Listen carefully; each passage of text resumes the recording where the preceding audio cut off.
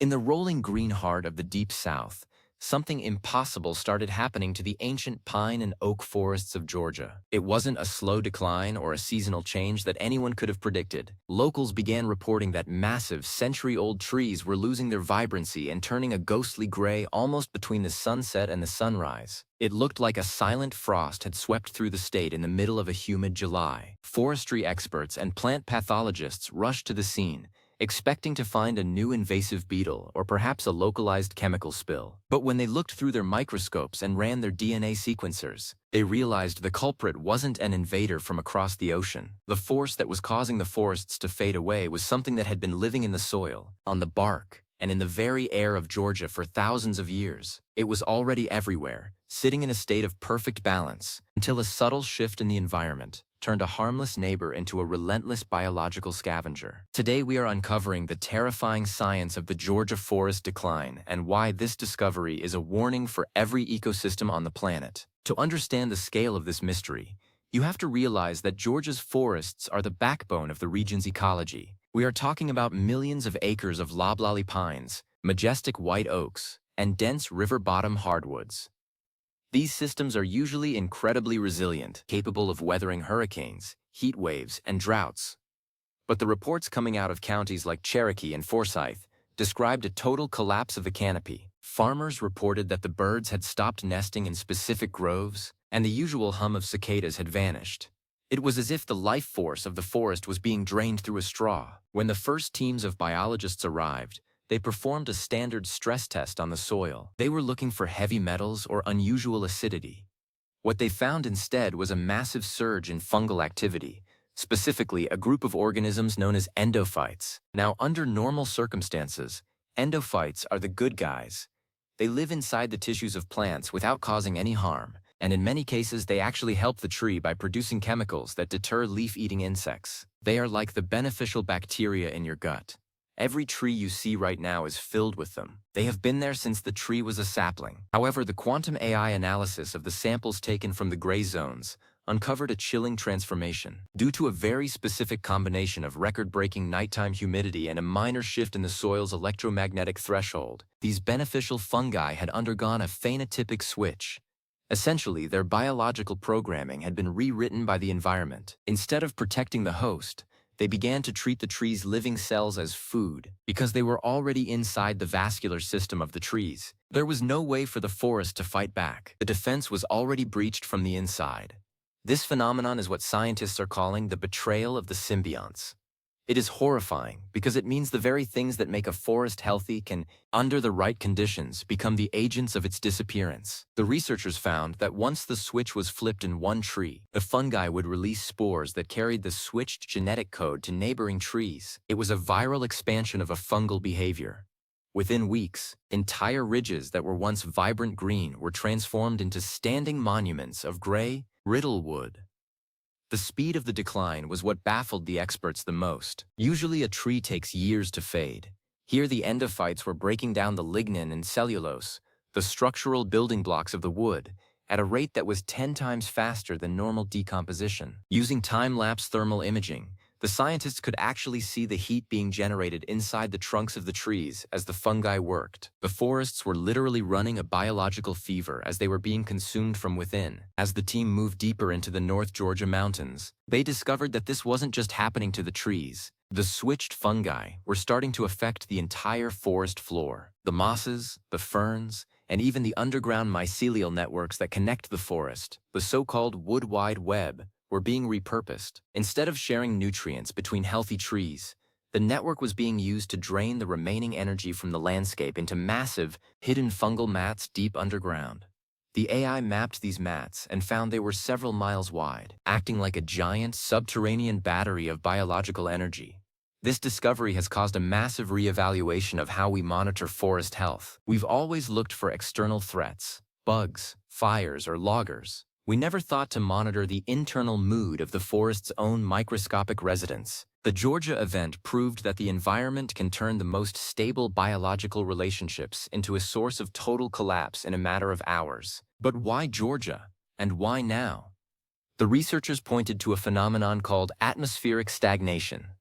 For several weeks leading up to the decline, a high-pressure system sat over the state, trapping a thick layer of warm, moisture-laden air near the ground. This sauna effect created the exact conditions needed for the fungi to thrive and trigger their aggressive behavior. But it wasn't just the weather. The AI identified a chemical trigger, a specific type of aerosolized microplastic that had settled into the forest canopy. These microscopic particles acted as a scaffold for the fungi, allowing them to communicate and coordinate their switch across vast distances using chemical signals. The science behind this coordination is truly brilliant, in a terrifying way. Fungi don't have brains, but they do have a collective consciousness that operates through chemical gradients. By using the microplastics as a communication network, the fungi were able to synchronize their attack. They didn't just happen to turn aggressive at the same time. They decided to do it as a single, statewide organism.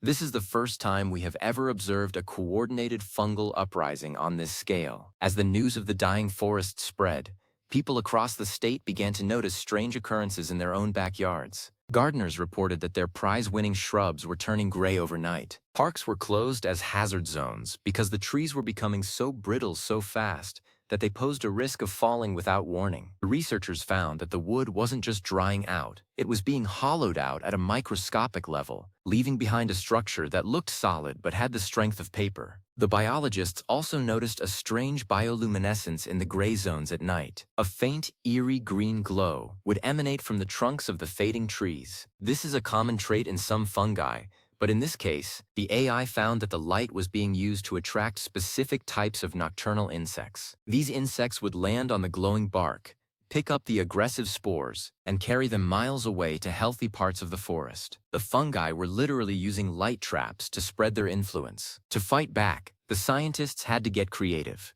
They knew they couldn't just spray the whole state with fungicides. That would harm the beneficial organisms and the water supply. Instead, they looked for a biological off switch. They identified a specific strain of bacteria that naturally preys on these fungi but had been suppressed by the same environmental changes. By cultivating this bacteria in massive quantities and releasing it via specialized drones into the heart of the gray zones, they were able to start a microbial counterattack. The footage from these drone missions is incredible. You can see the battle lines in the forest where the vibrant green meets the ghostly gray. As the beneficial bacteria were introduced, the gray areas began to stabilize. The glow faded, and the rapid decomposition slowed down. It was a war being fought at a scale the human eye couldn't see, but the results were visible for miles. However, the horrifying part of the discovery remains. The fungi are still there. They haven't been eliminated. They've just been pushed back into their docile state. The aggressive genetic code is now a permanent part of the Georgia forest's DNA. It's like a sleeper cell, waiting for the next atmospheric stagnation event, or the next chemical trigger. We now know that the forest is walking on a knife's edge, and the balance is much more fragile than we ever suspected. This event has led to the creation of the Forest Sentinel Network, a series of high-tech sensors placed throughout Georgia's state parks. These sensors listen to the chemical whispers of the endophytes, looking for the early warning signs of another phenotypic switch. We are now in a constant state of biological surveillance, trying to predict when our own environment will turn against itself. The quantum AI's analysis of the Georgia grayout has also provided insights into other mysterious forest declines around the world. From the Black Forests of Germany to the cedar groves of Japan, similar patterns are being identified. It appears that as our global climate changes and our atmosphere becomes more crowded with synthetic particles, the inner lives of plants are becoming more unstable. We are accidentally triggering ancient survival mechanisms that were never meant to be used on such a wide scale. The farmers and landowners in Georgia are now being taught regenerative forestry techniques to help strengthen the internal defenses of their trees. By introducing more diverse species of plants and soil microbes, they can create a biological buffer that makes it harder for a single fungal strain to take over. It's about building an ecosystem of resilience, where one bad actor can't flip the script on everyone else. But the mystery of the gray silence continues to haunt the researchers who were there on day one. They remember the smell of the forest during the decline, a sweet, sickly scent of rapid fermentation that filled the air for miles. They remember the way the leaves felt like ash between their fingers, and they remember the realization that the thing doing the damage was the very thing they had always been taught was a sign of a healthy tree. The betrayal of the endophytes is a powerful metaphor for our current era. It shows that we cannot take the stability of nature for granted. We cannot assume that because something has been a certain way for 1,000 years, it will stay that way forever. The switched fungi in Georgia proved that nature has a plan B, and it's a plan that doesn't prioritize our aesthetic or economic needs. It's a plan for survival at any cost. As we look at the recovering forests of Georgia today, they look beautiful from a distance. The green is returning, and the birds are back. But if you look closely at the bark of the older trees, you can still see the gray scars. You can still find the orphaned DNA of the aggressive fungi in the soil. The forest has a memory of the event, and it is a memory of fear. The most recent scientific reports suggest that this fungal flip might also be linked to the decline of pollinator populations. Bees and butterflies that visit the glowing trees are often overwhelmed by the spores, which change their behavior and make it harder for them to find their way back to their hives. The ripple effects of a forest's internal betray go much further than just the trees. It's a systemic collapse that starts with a single microscopic word being misread in the genetic code. The brilliant part of the fungi's strategy, using microplastics as a communication network, is especially concerning for scientists. It means that our industrial waste is not just a physical pollutant, it's a biological catalyst. It provides the infrastructure for ancient organisms to behave in new, modern ways. We have unknowingly built a superhighway for fungal aggression across the entire planet. What happened in Georgia could happen anywhere. The switch is universal. All it takes is the right temperature, the right humidity, and the right chemical trigger. The discovery that the killer was already everywhere is the ultimate stunner. It removes the comfort of thinking we can just keep the invaders out. We have to learn to live with the invaders that are already inside. This has led to a new field of study called symbiotic governance.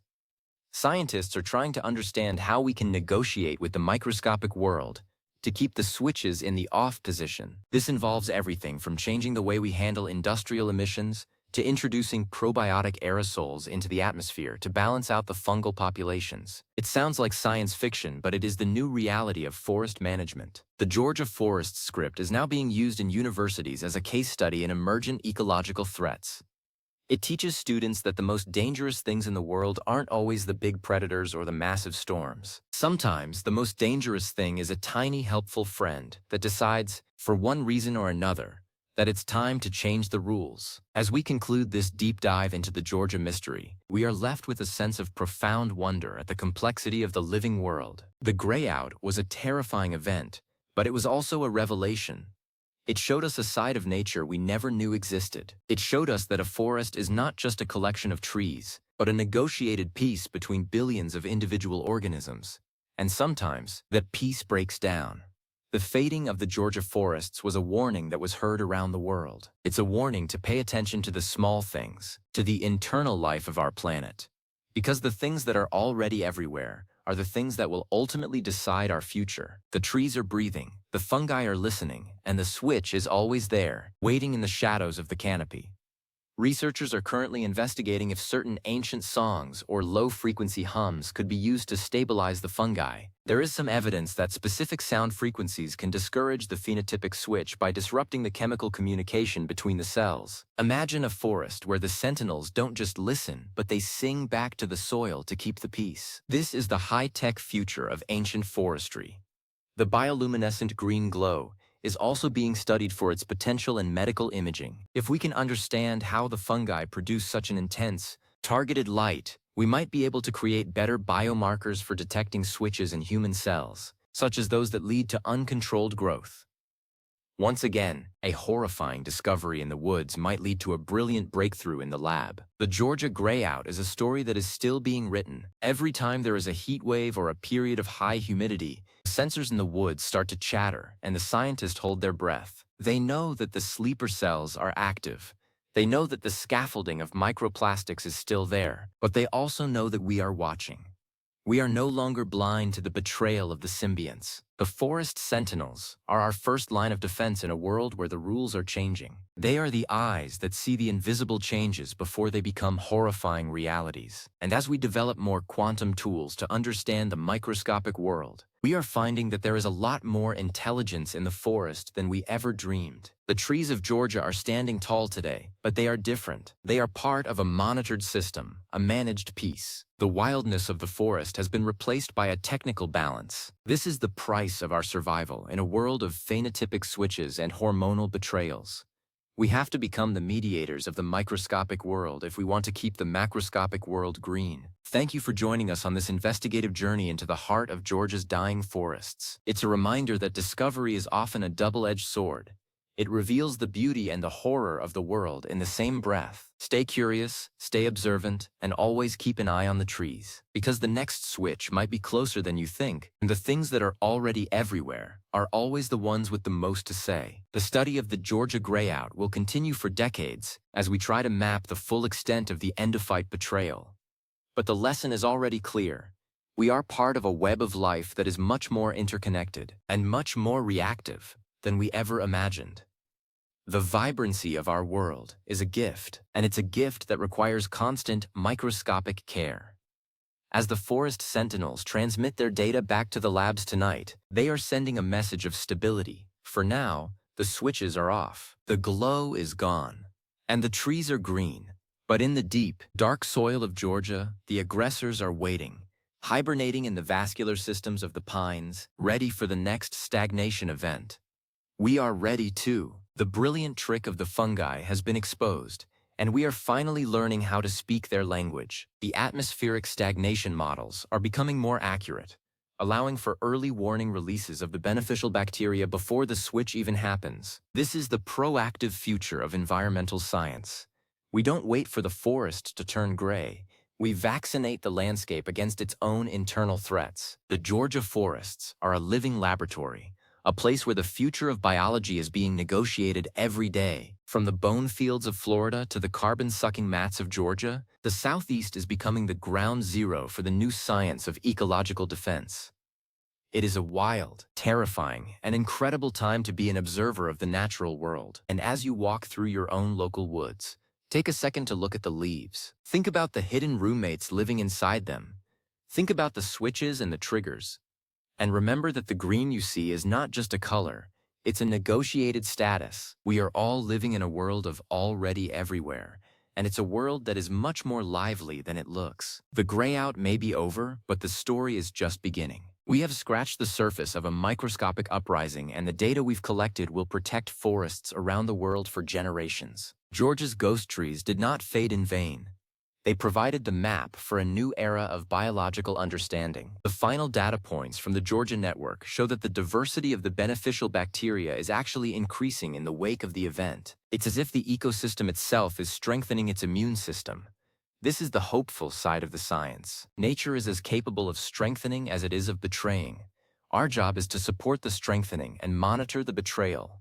Stay tuned for more updates on this and other recent scientific discoveries. We are living in a time when the unseen is finally becoming seen, and the result is a vision of our planet that is stunning in its complexity. The Georgia forests are standing, the AI is scanning, and the future is bright, even if it is a little bit gray at the edges. The internal mood of the planet is something we are all part of. Every choice we make, from the plastics we use to the air we breathe, affects the switches in the woods. We are the directors of the great biological play, and it's time we started taking our role seriously. The Georgia greyout was our Act 1 curtain call. Now, the real work begins. Watch the skies, watch the soil, and most importantly, watch the good guys. Because in the world of biology, nothing is ever quite as simple as it looks.